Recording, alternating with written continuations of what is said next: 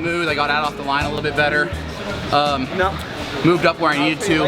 I really would have liked to have been in third or fourth at 200 to go, but I would have had to go to lane 4 to do it. So I just thought, I have it in my legs today, just patient, and I was able to come home pretty strong down the home stretch without having to dig too deep. So that was the big goal. And I got my world qualifier. So it's nice going to the finals with a 145 under my belt. How did you feel to get that applause when they announced it? I love it. I mean, I always wondered, leaving OTC was really hard for me. I think you guys know that. If you read my book, Life Outside the Oval Office, you know it was tough, and there's a long mourning period. Leaving this community, leaving Coach Rowan, my team, OTC. I built this, you know, with the guys from scratch from 06, but I needed that change. Seattle's been great for me. New teammates, new workouts, new places to train, and I just feel invigorated now. So to know that I can still come back and have the crowd welcome me home, that means a whole lot to me. You know, Coach Sam and I have a business based here. We've got Run Gum, it's based in Eugene. We got a warehouse in the Whitaker. So I think the community knows that this still feels like home to me. And we got the Nick Symmonds Straight 8 that we'll be running this September. We've got some prize money. We're giving money away to athletes here in Run Gum. I mean, the track and field community has been everything to me, and we're gonna do everything we can to give back to that community. I think the crowd appreciates that.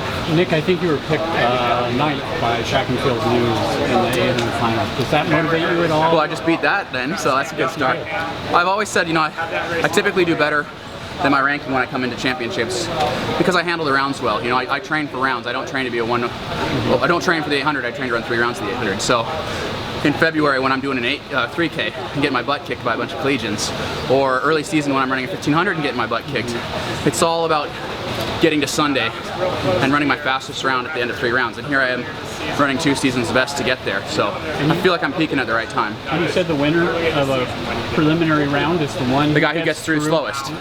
Yeah, so that's not me, but you know, that first heat went really fast, and when I saw that, my first initial thought was there's Kaz Loxham's first 144. First of many that we're going to see from him. And my second thought was they had to work pretty hard for that. So I'm grateful to only have to go 145.9, have my world qualifier, and now be in the finals to do what I do best. And I've said this before, I've made every single team I've ever tried out for, and I sure as hell don't want to break that streak on Sunday. Dwayne said he's going to take the final to a place that only you've been before. Good. You ready for that? Yeah, I mean, there's only 2 guys that have run 142 at the end of, run 142 ever in this race, and that's me and Dwayne. So if he wants to do the work, I'll come trying to find him in the last 100 meters. And I guess on TV, did you say you're at 90% or something? Yeah, well, this was my 3rd 800, 3.5 800s that I've run now this year, which I think is fewer than anyone else in that race, maybe except for Dwayne. But you know, if you want to be a world contender, if you want to be a contender for a medal at Worlds, you can't peak here. That's the reality. So the veterans, guys like Dwayne and I, who are pretty much in this to win medals, we have to make the team on our B game. I was able to do that in my 20s. I said that to Lewis Johnson earlier. I don't know if I can do it at 31, but it's not good enough to just make the team at this point in my career. I don't want to make the team unless I can be a medal contender, and that means peaking in August and not on June 28th. What is it about Kaz that's like really stood out to you? He's just got ungodly speed. It's insane. I mean, he could step on that track right now and give you a 33-second 300. I'm not joking. I've trained with maybe 100 different training partners over my last 10 years. I've never met anyone with the speed that Kaz Loxham has. And now that he's willing to put in the work, the fact that he was willing to run a 1500 at Portland Track Festival the other day, 344 new lifetime best, he has the strength to back it up. So he may be able to bring a time that's, I'm confident he can run even faster than that in the finals. So it took you a while to get out to Seattle. How long have you two exactly? Yeah, it did take me a while. I had a house and a couple businesses here I needed to sell.